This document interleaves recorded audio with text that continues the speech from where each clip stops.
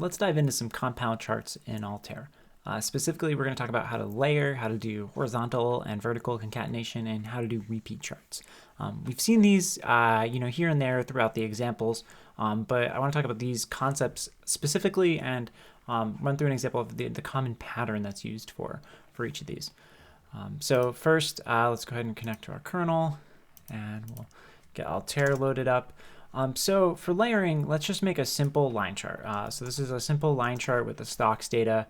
And here, right, we're going to get detail down by the ticker. Yeah, there we go.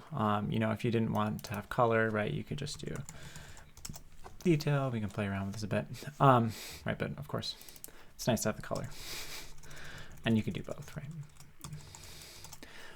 So there we go. We've got the color. And if we also want to add circles with those, right, we can do that using a layer. So first, let's take a look. This is what the circles look like. We've got a circle for each data point, and it's kind of nice to see here where each data point is on the graph, right?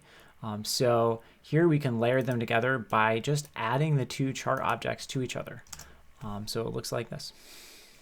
Cool, that's it. That's just a shortcut to alt.layer. So you'll see that plus and the two other concatenation operators are just shortcuts to Altair functions. So we can use the layer directly, just like this. And there we go. We've got the layer chart. We can make that really concisely by just defining the chart and the things that are shared, and then specifying. So here, often the base in some cases too, I'll do like this. So this is a full, this is a line chart. Right, so you call this the line chart, and then you want the line chart plus the line chart as circles, right? And you can do that with you can layer things on here, right? So we can give it some properties. So let's make it nice and wide.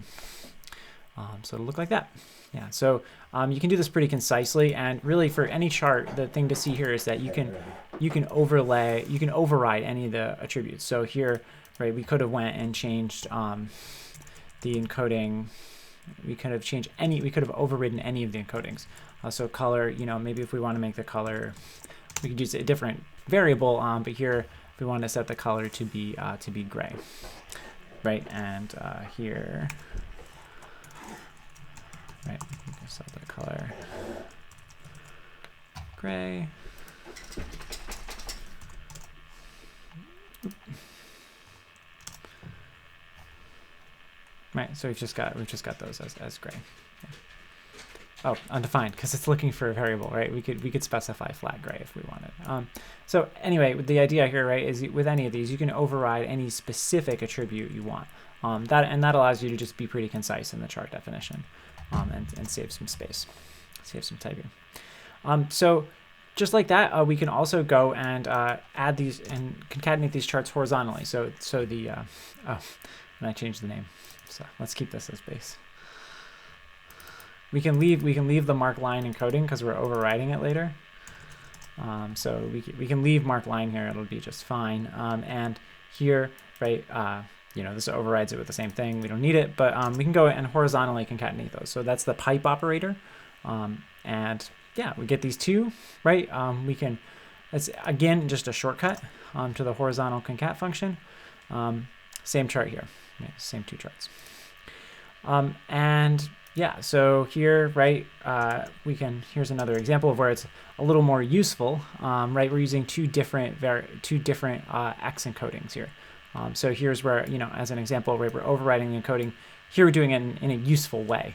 So same chart on Y, right, but with a different X encoding. And we could keep going with different X encodings if we want. Vertical concatenation is just like horizontal concatenation. It just uses the H concat, and the operator is the ampersand.